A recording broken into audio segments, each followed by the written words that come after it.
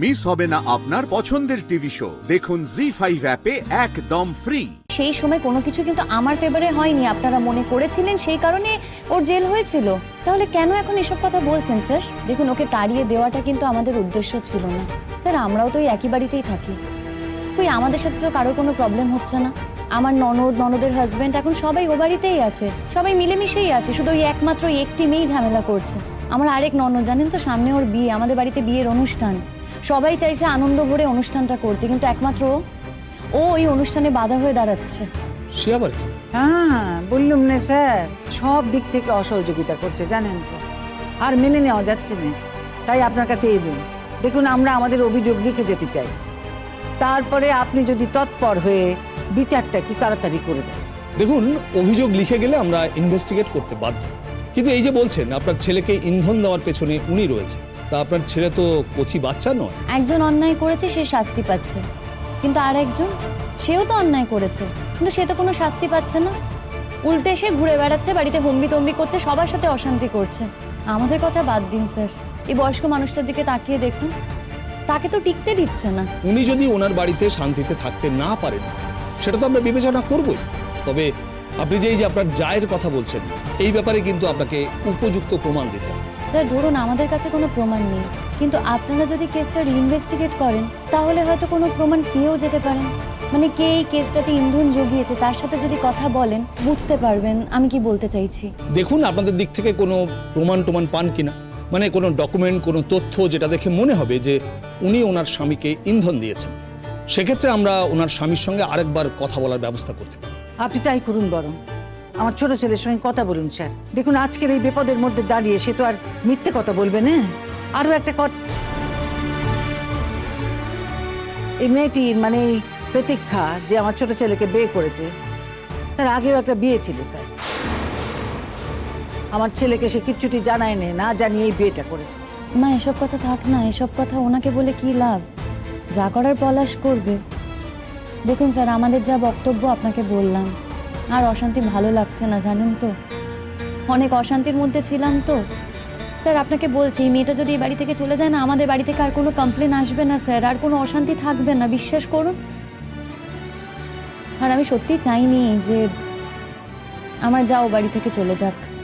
একটা মেয়ে হয়ে একটা মেয়েকে আমি প্রোটেক্ট করার চেষ্টা করেছি, কিন্তু পারিনি স্যার। ওর মতো মেয়েকে না প্রোটেক্ট করা যায় না। ওই বাড়িতে থাকা মানে অশান্তি হওয়া, এবং শুধু অশান্তি নয়, মানুষের প্রাণ সংশয়, ও কারোর ক্ষতি করে দিতে পারে।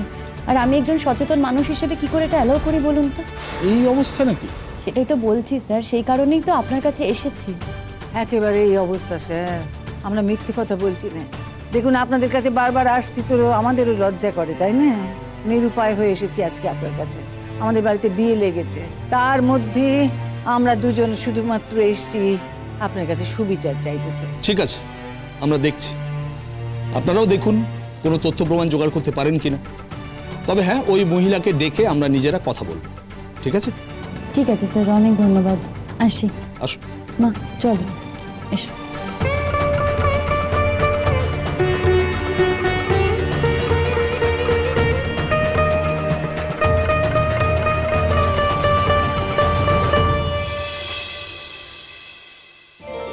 ওই তো বিপাশা সুচরিতা, কি গো কতদিন পর এলে বলো দেখি? হ্যাঁ, আচ্ছা তোমাদের মনে আছে শেষ কবে এ বাড়িতে উৎসব হয়েছিল? দেখো কতদিন পর আবার একটা উৎসব লেগেছে গো। তাও কিন্তু আমার এই বৌমার উৎসাহে। কি ব্যাপার বলো তো? হ্যাঁ, তোমাদেরকে বললাম তাড়াতাড়ি আসতে, দেরি করলে কেন তোমরা? কি করবো বল, অফিস থেকে বেরোতে আজকে সত্যিই দেরি হয়ে গেছে। আর আমার ওর জন্য দেরি হয়েছে, ওই যে বলেছিল ওয়েট করো, একসঙ্গে যাব। বৌদি তোমরা এসেছো, আমার যে কি আনন্দ হচ্ছে। আচ্ছা শীর্ষাদি কোথায়? আরে দেখ না, ওকে ফোন করে করেই তো পাচ্ছি না। কি জানি আবার বাপের বাড়ি চলে গেল কিনা কে জানে। অবশ্য আমাদের না বলেও যাবে না, তাই না বলো? আচ্ছা আমি তো এর মধ্যে 7 কাজে ব্যস্ত ছিলাম, তোমরাও তোর বাড়ি গিয়ে একটু খোঁজ নিয়ে আসতে পারতে, বলো। কি করে যাব শিমুল বল, অফিস থেকে তো সোজা এখানেই চলে এলাম। আর এখন তো আর আমি এ পাড়ায় থাকি না, বাপের বাড়িই তো চলে যাই, ফোনে যেটুকু যা যোগাযোগ আছে। আমারই যাওয়া উচিত ছিল, কিন্তু আমি না আর গিয়ে উঠতে পারিনি, জানিস তো। আসলে ওর শাশুড়িও যা কটকট করে কথা বলে, কিরম একটা যেতে মানে ভাবলাম 7-5 ভেবে আর যাওয়া হলো না। দেখি আজকে একবার যাবে তো তুমি আমার সঙ্গে? তুই যাবি? হ্যাঁ যাবো, গিয়ে খোঁজ নিয়ে আসবো। কে জানে মেয়েটা শরীর খারাপ হলো কিনা। গিয়ে তো একবার দেখতে হবে। আরে বাবা, শরীর খারাপ হলে ফোন কেন সুইচ অফ রাখবে? সেটাই তো, কে জানি নাকি হুট করে কদিনের জন্য বাপের বাড়ি চলে গেল, কিছু বুঝতে পারছি না। এরকম হয় নাকি হুট করে বাপের বাড়ি চলে যাবে আমাদেরকে না বলে? ঠিক আছে, আমরা এই অনুষ্ঠানটা মিটে যাক না, তারপর একবার যাব। হ্যাঁ যাও যাও। ও কি কথা ও বৌমা, আহারে জানো তো তোমরা আমার মেয়ের ব্যাপারে শীর্ষা কত সাহায্যই না করলে। কতগুলো টাকা দেওয়া কম কথা বলো? অবশ্যই সে আমার বৌমার জন্যই হয়েছে, আমার বৌমাকে ভালোবেসেই সে দিয়েছে, কিন্তু তবু দিয়েছে তো বলো। যত তাড়াতাড়ি সম্ভব শীর্ষার টাকাটা ফেরত দিতে হবে। কত টাকাই বা ও জমাতে পেরেছে বলো?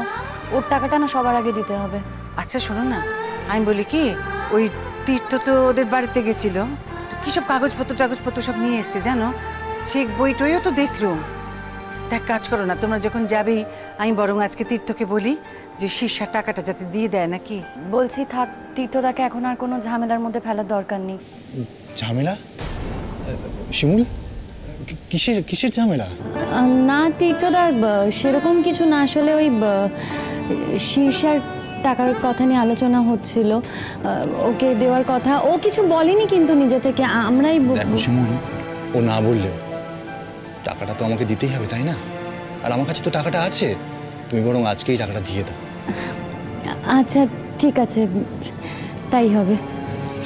বাবা সত্যি আমার মাথা মাথা থেকে আস্তে আস্তে টাকা বোঝাগুলো নেমে যাচ্ছে। কি শান্তি শান্তি। বাবা পুতুল দি তো একেবারে পাকা গিন্নি হয়ে উঠেছে দেখতে পাচ্ছি।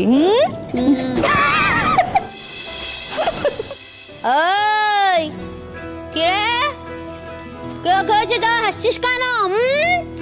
বেশ বেশ না, শোনো তুমি তো যাচ্ছ শ্বশুরবাড়িতে, চাই না সংসার করে গিন্নি গুমানি হওয়া কত জ্বালা তুমিও বুঝতে পারবে। সবাইকে আমার মামা তো উনুন চন্দি নাকি? ও কি কথা, কি বললি জামাই আছে নইলে কিন্তু তোকে দেবো একটা বসি।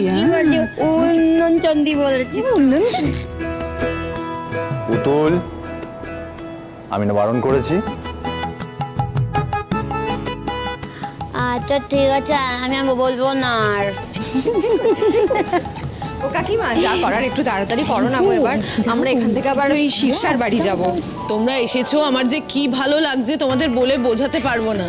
বাড়িটা একেবারে আনন্দে ভরে উঠেছে। এতক্ষণ তো বুঝতেই পারছিলাম না আমার মেয়ের বিয়ে হচ্ছে, মন মরা হয়ে পড়েছিলাম। খুব ভালো লাগছে। আচ্ছা কাকিমা, আমাকে একটা কথা বলুন তো, হ্যাঁ এখানে ও কি করছে? তুতুলের কি কাজ? মানে আমি তো কখনো দেখিনি বিয়ের কোণ এরকম ভাবে থাকে। এখানে তো আমরা কাজ করবো, ও কেন এসেছে? ঠিক তো বৌদি ভাই, আমি থাকবো না তো? মাই বলেছিল তুমি একা কাজ করছো, তাই তোমাকে সাহায্য করতে। ঠিক আছে, আমি চলে যাচ্ছি। এই শোন শোন শোন, তোকে খ্যাপাচ্ছে, এটা ধরো। হ্যাঁ খ্যাপাচ্ছে ওরা। আচ্ছা শোন, তোকে যে কথাটা আমি বলে দিলাম, এটা কিন্তু আমার স্বার্থ আছে। ওই যে ওই মিষ্টিটা গোছাচ্ছিলি না, আমায় কিন্তু বেশি মিষ্টি দিতে হবে। জি5 ডাউনলোড করুন আর সব এপিসোড দেখুন একদম ফ্রি।